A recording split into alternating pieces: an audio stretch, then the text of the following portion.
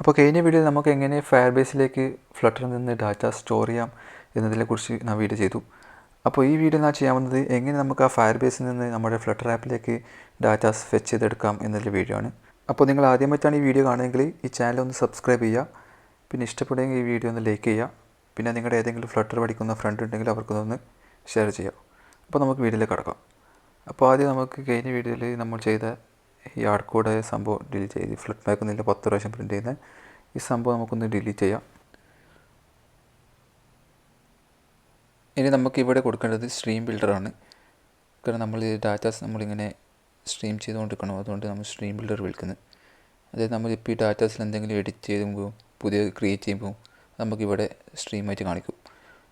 അപ്പോൾ ഇവിടെ നമ്മുടെ ഡാറ്റാസിൽ വാസ്തുക്കാറുണ്ട്. അപ്പോൾ അത് നമുക്ക് എന്താക്കാം, നമ്മുടെ ഇവിടെ വിളിക്കുക Firestore dot instance dot collection എന്ന് വെച്ചാൽ നമ്മുടെ ടു-ഡൂസ് കളക്ഷനാണ് നമ്മൾ ഇവിടെ സ്ട്രീം ചെയ്യുന്നത്.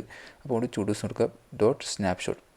ആ ഡോട്ട് സ്നാപ്ഷോട്ട് അവിടെ കൊടുക്കുമ്പോൾ ഇവിടെ കോറി സ്നാപ്ഷോട്ട് ഒന്ന് ഡിഫൈൻ ചെയ്യണം. അപ്പോൾ കോറി സ്നാപ്ഷോട്ട് ഓക്കെ. ഇനി ഇവിടെ ബിൽഡറിൽ നമുക്ക് കോൺടെക്സ്റ്റ് കൊടുക്കണം. പിന്നെ കൊടുക്കേണ്ടത് സ്നാപ്ഷോട്ട്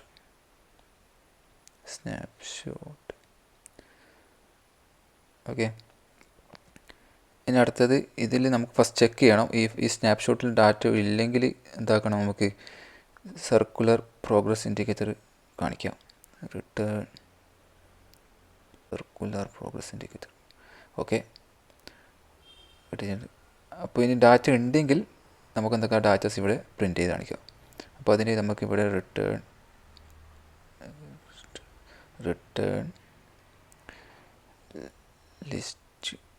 ലിസ്റ്റ് വ്യൂ ഓക്കെ. അപ്പോൾ ഈ ലിസ്റ്റ് വ്യൂവിൽ ഉണ്ടാകുന്നത് ചിൽഡ്രൻ ആണ്. അപ്പോൾ അതൊന്ന് ചിൽഡ്രൻ. അപ്പോൾ ഈ ചിൽഡ്രൻസിലാണ് നമുക്ക് കാണിക്കേണ്ടത്. അപ്പോൾ നമ്മുടെ സ്നാപ്ഷോട്ട് ഡോട്ട് ഡാറ്റ ഡോട്ട്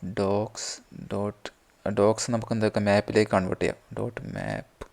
അപ്പോൾ ലാസ്റ്റ് മാപ്പ് വിളിച്ച് നമ്മൾ ലാസ്റ്റ് ഇവിടെ ടു ലിസ്റ്റ് എന്ന് കൊടുക്കാൻ മറക്കരുത്. ഇവിടെ ഡോട്ട് ടു ലിസ്റ്റ് എന്ന് കൊടുക്കുക. ഇനി നമുക്കിതൊന്ന് ഡിലീറ്റ് ചെയ്ത് ഇവിടെ മാപ്പിൽ നിന്ന് വരുന്നത് നമുക്കൊരു ഡോക്യുമെൻ്റ് എന്ന് പേര് കൊടുക്കാം. ഡോക്യുമെൻറ്റ്. എന്നിട്ട് ഇത് റിട്ടേൺ ചെയ്യുന്നത് ഒരു ലിസ്റ്റ് ടൈൽ റിട്ടേൺ ചെയ്യാം. List ടൈലിൽ title text ഡോക്യുമെൻറ്റിൽ